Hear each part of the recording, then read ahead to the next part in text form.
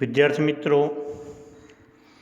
આપણે ધોરણ 10 સામાજિક વિજ્ઞાન વિષયમાં પ્રકરણ 18 શીખી રહ્યા છીએ, જેમાં અગાઉ 3 ભાગ શીખી ગયા।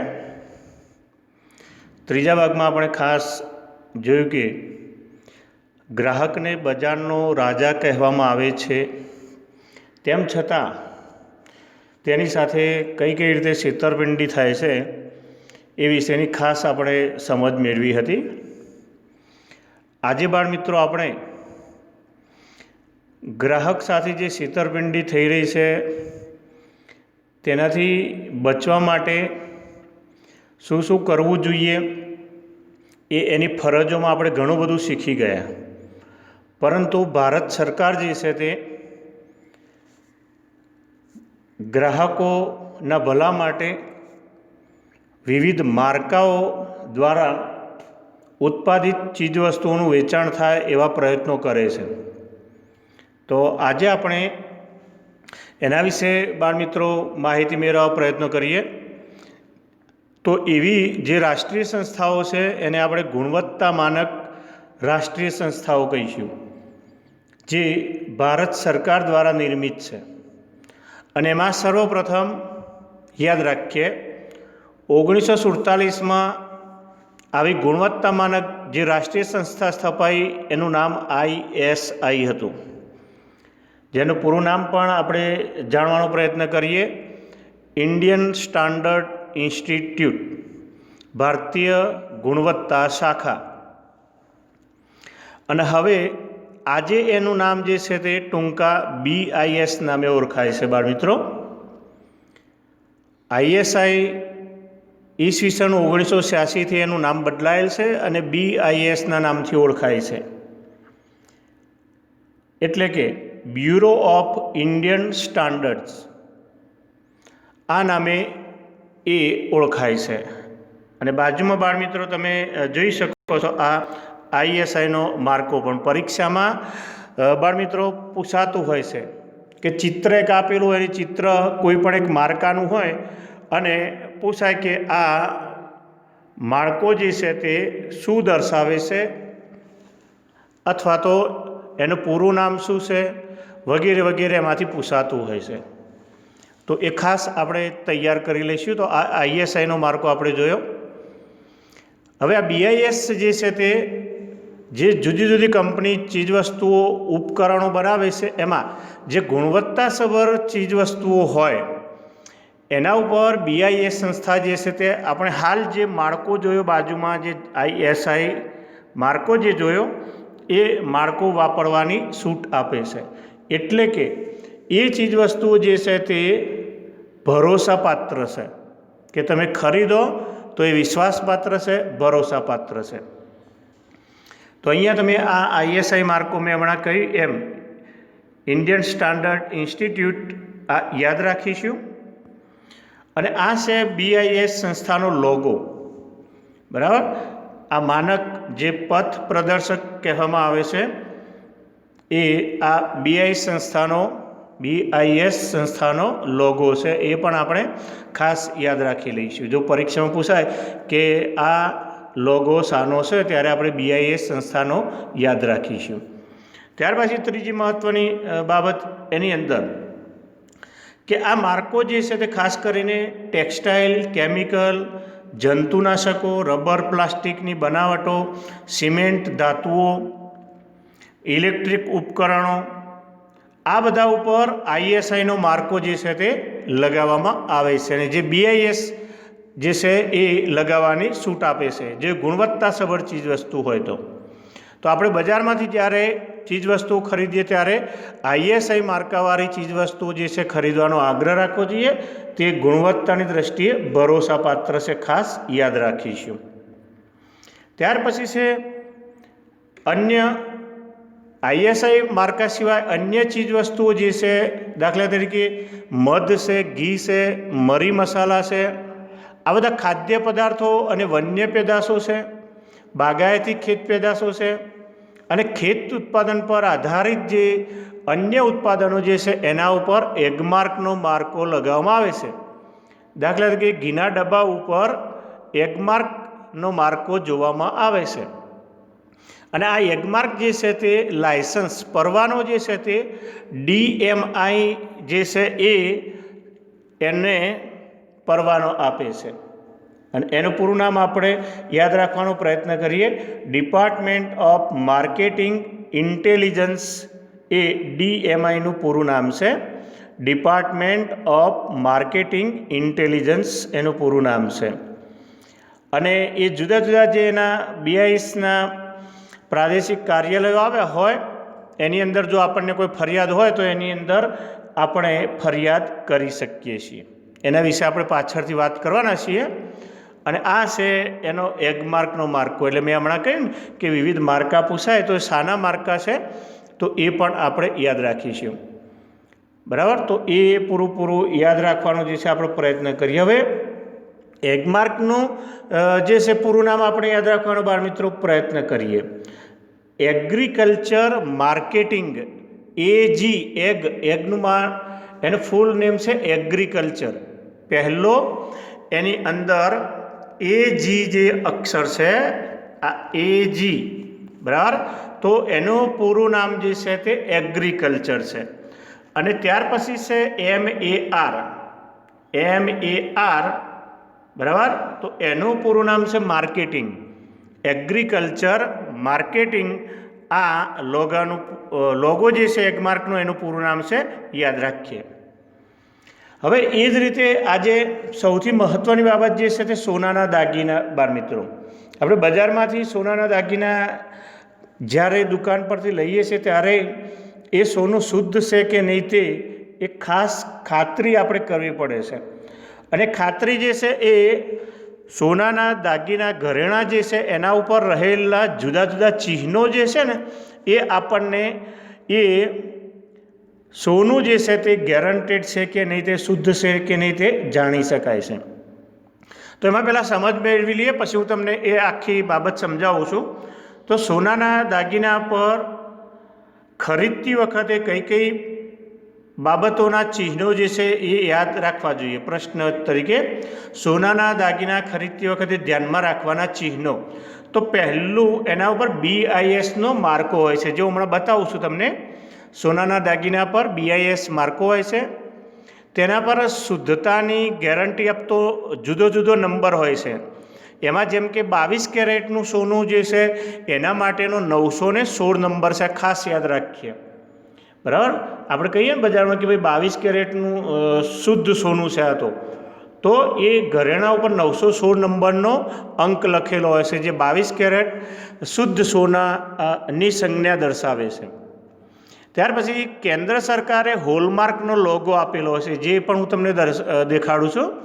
તેના પર કેન્દ્ર સરકારનો હોલમાર્કનો લોગો હોય છે. એટલે 3 થયા.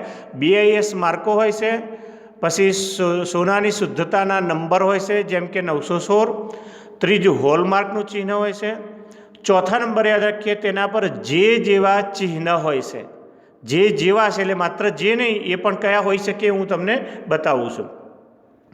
હવે એ જે અથવા અન્ય જે છે એ ચિહ્ન એવું દર્શાવે છે કે એનું હોલમાર્કિંગ થયાનું વર્ષ દર્શાવે છે.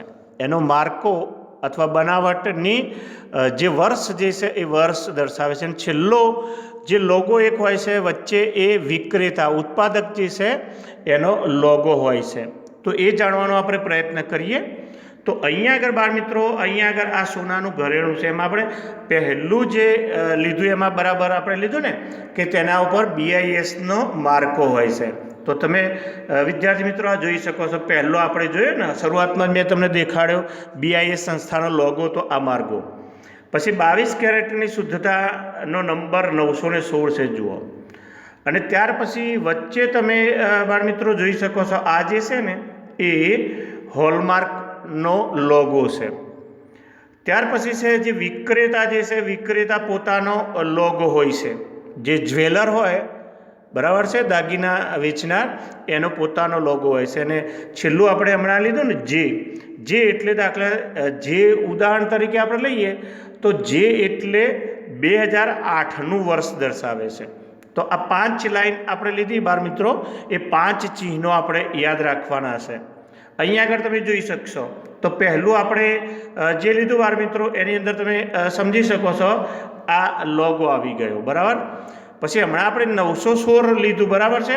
એ રીતે મેં ઉપર જો 958 છે જે 23 કેરેટ સોનું દર્શાવે છે, અને 875નો નંબર 21 કેરેટ સોનું દર્શાવે છે, બરાબર.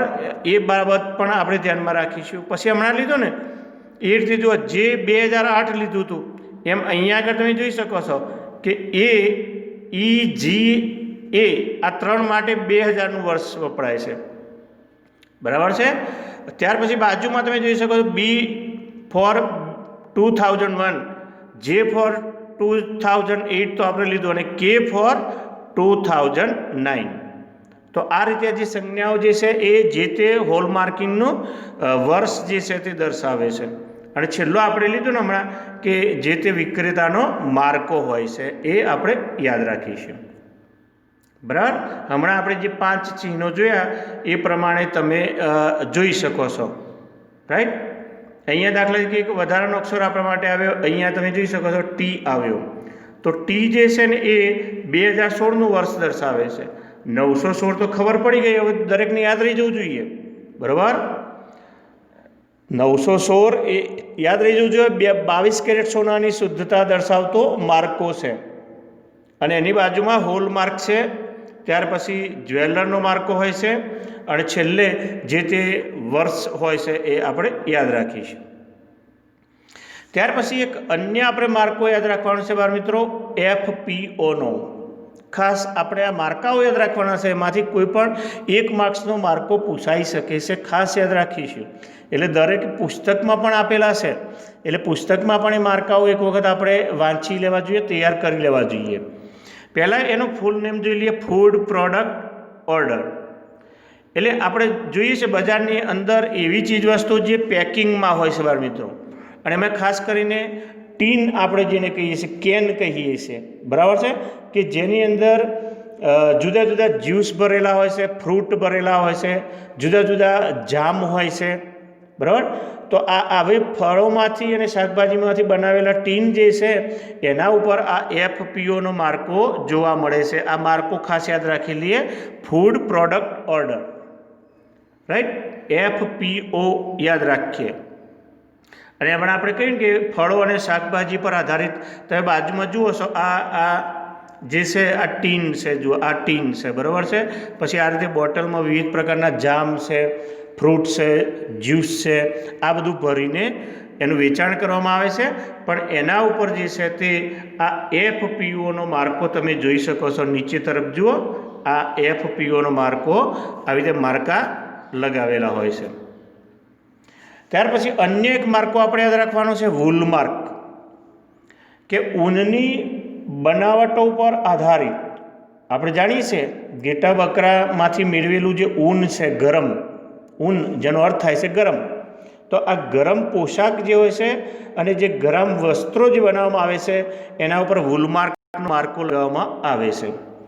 ત્યાર પછી કેટલાક લોકો નોન વેજીટેરિયન હોય છે, માંસ ખાનાર લોકો હોય છે, તો એ માંસની શુદ્ધતા માટે, બરાબર છે, માંસની જે શુદ્ધતા માટે જે છે એમાંથી બનતી ચીજવસ્તુઓ જે છે એના ઉપર આ MPOનો માર્કો લગાવવામાં આવે છે.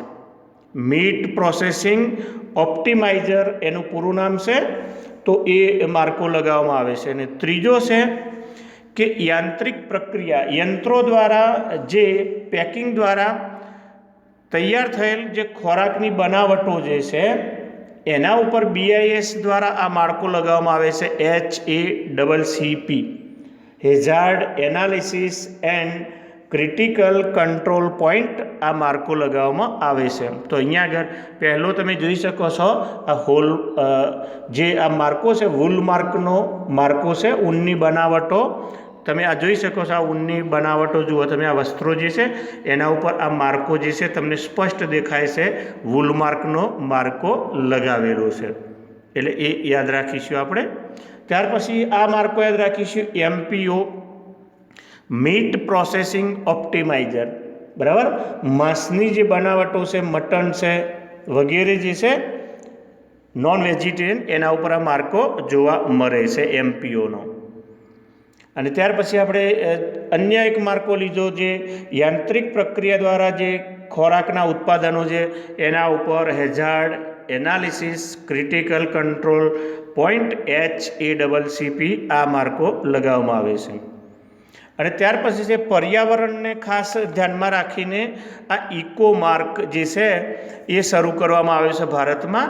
1991થી આ માર્કો જે છે એ આપણા દેશની અંદર શરૂ કરવામાં આવ્યું છે. જેમ કે સાબુ છે, ડિટર્જન્ટ, કાગળ, ઓઇલ છે, રંગ રસાયણ છે, પાવડર છે, બેટરી, સૌંદર્ય પ્રસાધનો, બરાબર, અને લાકડાની જગ્યાએ વપરાતી અન્ય જે વસ્તુઓ કે જેમાંથી પ્રદૂષણ ફેલાઈ શકે છે, ચામડાની પ્લાસ્ટિકની બનાવટો છે, તો એ બધા ઉપર આ ઇકોનો માર્કો જે છે તે ISI દ્વારા આપવામાં આવે છે, જે આજે આપણે જાણીએ છીએ કે BIS તરીકે ઓળખાય છે. એટલે આ માર્કો પણ આપણે 1 માર્ક્સનો પૂછાય ત્યારે બાજુમાં જે ઇકો માર્કનો આ માર્કો જે આપેલો છે બાળ મિત્રો એ તમે યાદ રાખશો. ઇકો માર્ક છે, ખાસ યાદ રાખીશું. હવે આ ઇકો માર્કની અંદર જુદા જુદા દેશો છે ને એ જુદા જુદા દેશોની અંદર બાળ મિત્રો જુદા જુદા માર્કા એલાઉડ છે. આપણા ભારતમાં જેમ હાલ જ આપણે લીધો એ પ્રમાણે આ જો આ ભારતમાં આ માર્કો છે. એ રીતે તમે જો આ તાઇવાનની અંદર ઇકો માર્ક આ રીતે વપરાય છે, થાઇલેન્ડમાં આ રીતે વપરાય છે, કોરિયામાં આવો માર્કો હોય છે. આપણે આ બધા યાદ રાખવાના નથી. પછી આ યુરોપિયન દેશો જે છે એની અંદર આ માર્કો વપરાય છે, જાપાનમાં વપરાય છે, ઓસ્ટ્રેલિયા, ન્યૂઝીલેન્ડમાં માર્કો. પણ આપણે અભ્યાસક્રમની અંદર આપણે ઇન્ડિયા ભારતનો જે માર્કો આપ્યો છે ઇકો માર્ક એ યાદ રાખવાનો પ્રયત્ન કરીએ. તો આ ભારત સરકારે ગુણવત્તાનું નિયમન કરવા માટે જે જુદા જુદા માર્કાઓ આપણે લીધા, બરાબર છે, એ માર્કાઓ જો અહીંયા જોઈ શકો છો. પહેલો ISI છે, બરાબર છે, ત્યાર પછી બાજુમાં FPO છે, પછી આ BISનો લોગો છે, એગ માર્ક છે, ઇકો માર્ક હાલ શીખ્યા, વૂલ માર્ક. તો આ માર્કાઓ એ ઉપરાંત MPO છે, HACCP છે, અને હોલમાર્ક જે આપણે ખાસ કરીને સોનાના દાગીનાઓ ઉપર જોયું, આ બધા માર્કાઓ યાદ રાખીશું. તો આ ભારત સરકાર દ્વારા જે ગુણવત્તાનું નિયમન કરતી સંસ્થાઓ અને જુદા જુદા માર્કાઓ છે. અને હવે એ જ રીતે આપણે આંતરરાષ્ટ્રીય કક્ષાએ બાળ મિત્રો જે માર્કાઓ દ્વારા ચીજ વસ્તુઓનું ઉત્પાદન કરવામાં આવે છે એના વિશે આપણે જાણવાનો પ્રયત્ન કરીશું. તમે આંતરરાષ્ટ્રીય કક્ષાએ ગુણવત્તા માનક જે સંસ્થાઓ છે એની અંદર આપણે જુદી જુદી સંસ્થાઓમાં આપણે 2 સંસ્થાઓ જે છે ખાસ યાદ રાખવાની છે. જેમ આપણે ISI અને એગમાર્ક યાદ રાખ્યો એવી રીતે ઇન્ટરનેશનલ આંતરરાષ્ટ્રીય કક્ષાએ જે છે ને ISO અને CAC આ 2 યાદ રાખવાના છે. હવે એના ફૂલ નેમ આપણે આપેલા છે.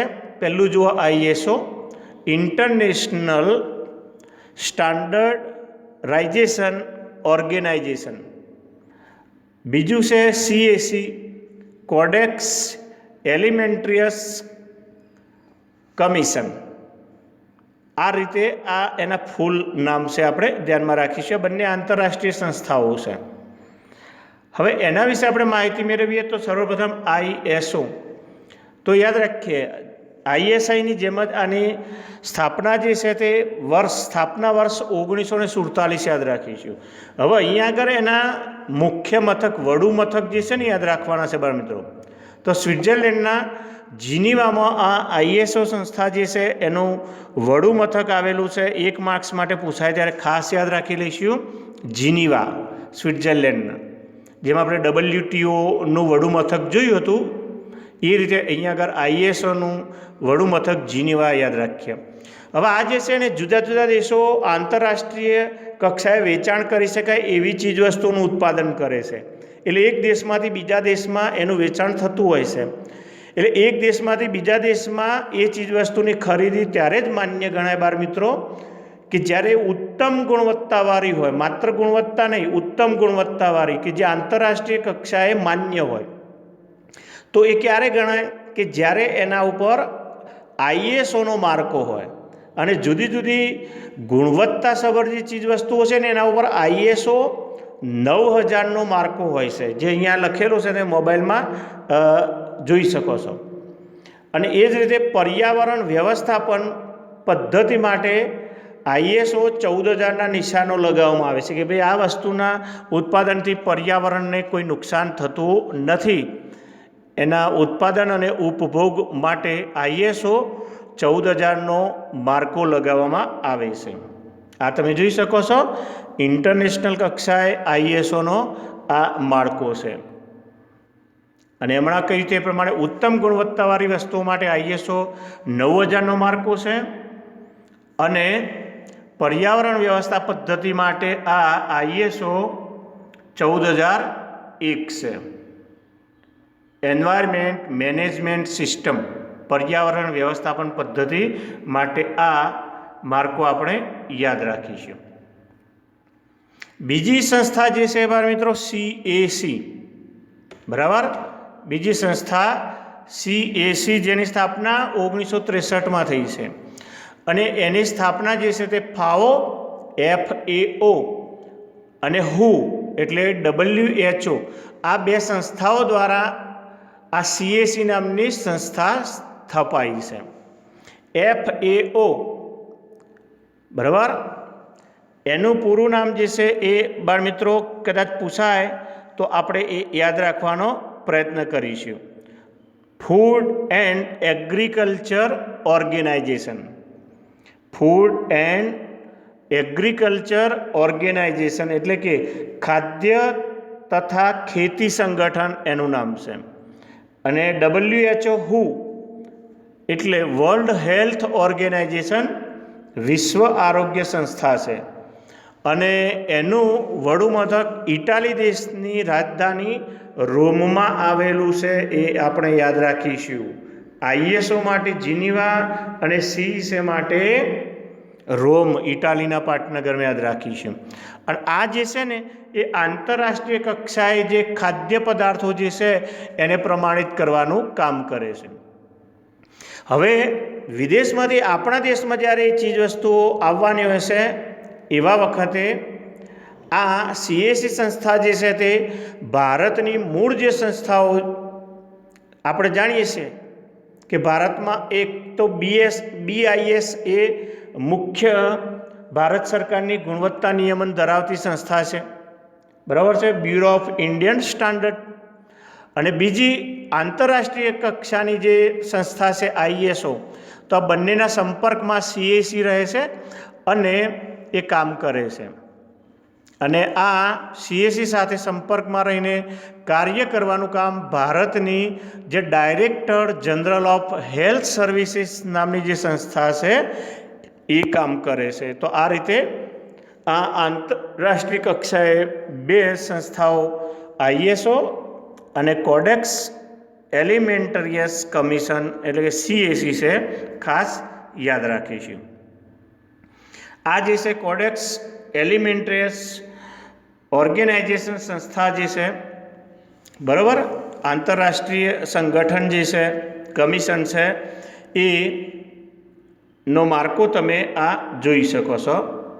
અને આ FAO દ્વારા પણ એનું આપણે જાણીએ છીએ ફૂડ એન્ડ એગ્રીકલ્ચર ઓર્ગેનાઇઝેશન. અને બાજુમાં જે તમે જુઓ છો આ બે જે માર્કાઓ આપેલા છે એ બે સંસ્થાઓના છે બાળ મિત્રો. આ FAO છે અને આ WHO એટલે વર્લ્ડ હેલ્થ ઓર્ગેનાઇઝેશન, બરાબર. અને બંને સંસ્થાઓ જે છે યુનાઇટેડ નેશન્સની છે, સંયુક્ત રાષ્ટ્રોની સંસ્થાઓ છે. એ પણ આપણે ધ્યાન રાખીશું. હવે બાળ મિત્રો આગળ આપણે જોયું કે બજારમાં અનેક કંપનીઓ જે છે પોતાની ચીજવસ્તુઓનું ઉત્પાદન કરે છે અને ગ્રાહક જે બજારનો રાજા કહેવાય છે છતાં એની સાથે છેતરપિંડી થાય છે. અને આપણે અગાઉ શીખી ગયા છીએ કે ગ્રાહક જ્યારે નાણાં ચૂકવીને અથવા નાણાં આપવાની બાંહેધરી સાથે એ જ્યારે ચીજવસ્તુ મેળવે છે ત્યારે તેને આપણે યાદ કરો, પેલું મેં તમને કહ્યું હતું કે જ્યારે નાણાંના બદલામાં વસ્તુ મેળવે છે, સેવા મેળવે છે, માલ મેળવે છે, ત્યારે તે નિશ્ચિત ગુણવત્તાવાળી, યોગ્ય વજન અને વાજબી કિંમતવાળી વસ્તુ હોવી જોઈએ. એ આપણે અગાઉ શીખી ગયા છીએ. તો એવા વખતે એને આ ત્રણેયમાં સંતોષ ન મળે ત્યારે તે ગ્રાહક સુરક્ષા અંતર્ગત ફરિયાદ કરી શકે છે। અને એ આપણે બાળ મિત્રો આજે શીખવાનો પ્રયત્ન કરીએ અને ખાસ આપણે આ પ્રશ્ન જે છે લખ્યું છે એ પ્રશ્ન પણ આપણે મગજમાં રાખીશું કે ગ્રાહક સુરક્ષા અંતર્ગત ફરિયાદ કોણ દાખલ કરી શકે અને એ ફરિયાદ ક્યાં થઈ શકે। તો પહેલું આપણે જાણીએ કે કોણ, તો ગ્રાહક પોતે, હું, તમે, જે ગ્રાહક છે તે। બીજું, જે કેન્દ્ર હોય, કેન્દ્ર સરકાર હોય, રાજ્ય સરકાર હોય કે કેન્દ્ર શાસિત પ્રદેશોની સરકાર જે છે એ પોતે પણ જ્યારે બજારમાંથી પ્રજા માટે કંઈક ચીજવસ્તુઓ અથવા સેવા પૂરી પાડવા પ્રયત્ન કરે છે ત્યારે પોતે પણ ગ્રાહક છે। કોઈ પણ કંપની હોય, બરાબર, એ કંપની જે છે એ પણ પોતે ગ્રાહક છે।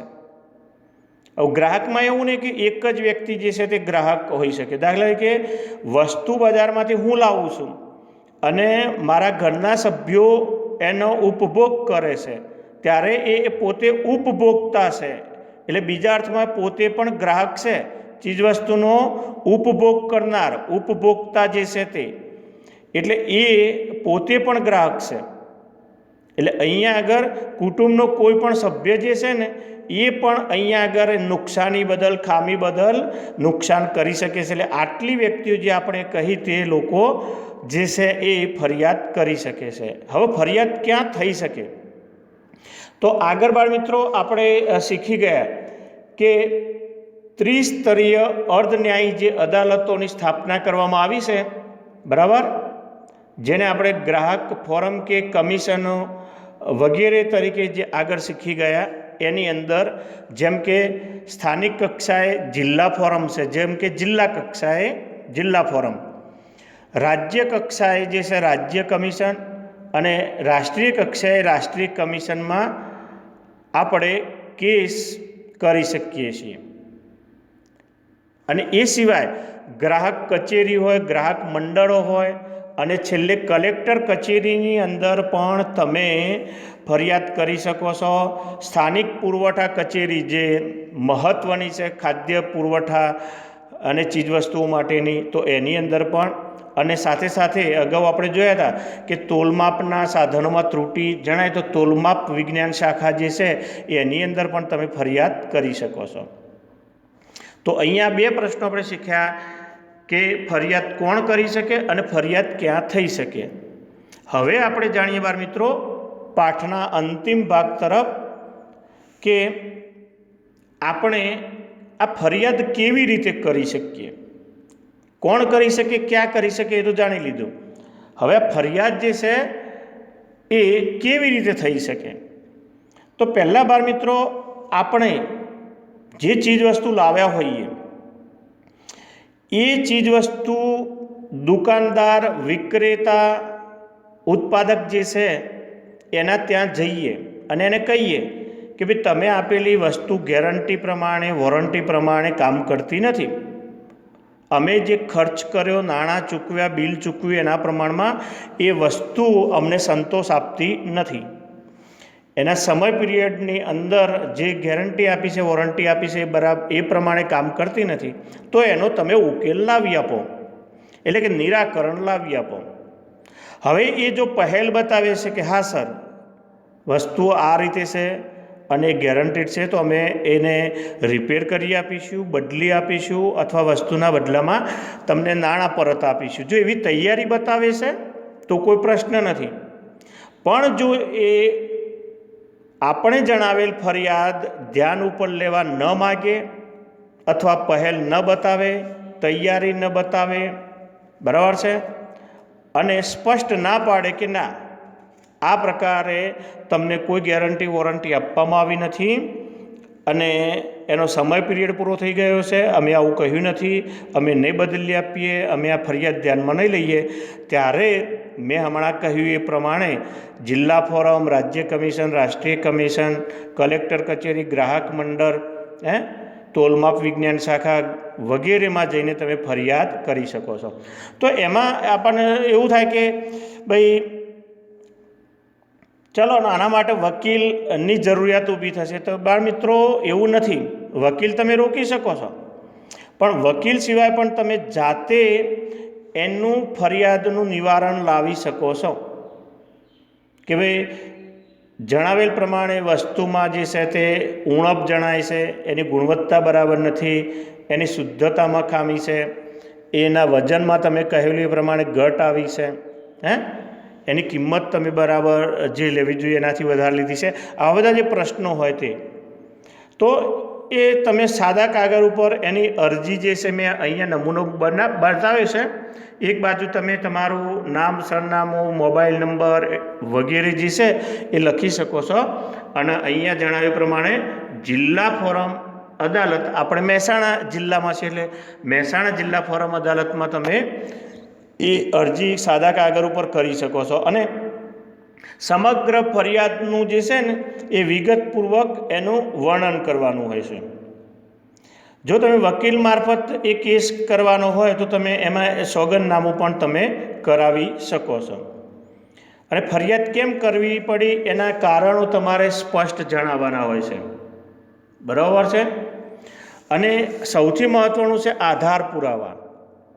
એટલે જે ચીજવસ્તુ તમે ખરીદી છે એની ચીજવસ્તુના આધાર પુરાવા તમારે મૂળ જે છે ઓરિજિનલ જે છે ને આપવાના નથી, પણ એની સાથે જે નકલો, પ્રમાણિત નકલો, ટ્રુ કોપીવાળી નકલો જે હોય એ જોડવાની છે, બરાબર. પછી એની અંદર વિગતોમાં લખવાનું ભાઈ તમે પેમેન્ટ બિલથી કર્યું હોય, બરાબર છે. પછી પેમેન્ટ જે છે તે તમે રોકડેથી આપ્યું છે કે તમે ચેક આપ્યો છે, કોઈ ડિમાન્ડ ડ્રાફ્ટ આપ્યું છે વગેરે જે કંઈ પણ આપ્યું હોય એ તમારે વિગતો લખવાની છે. અને સૌથી મહત્ત્વની બાબત આવી તે કે બિલની અંદર જે રસીદ છે તે એની અંદર લખેલી બાબતો, જેમ કે વિક્રેતાએ જે કરેલી શરતો હોય, ગેરંટી વોરંટી કાર્ડ તમને આપ્યું હોય એ પણ સાથે જોડવાનું છે. એના પેમ્ફલેટ તમને આપ્યા હોય તો પણ એ તમે એની સાથે જોડી શકો છો.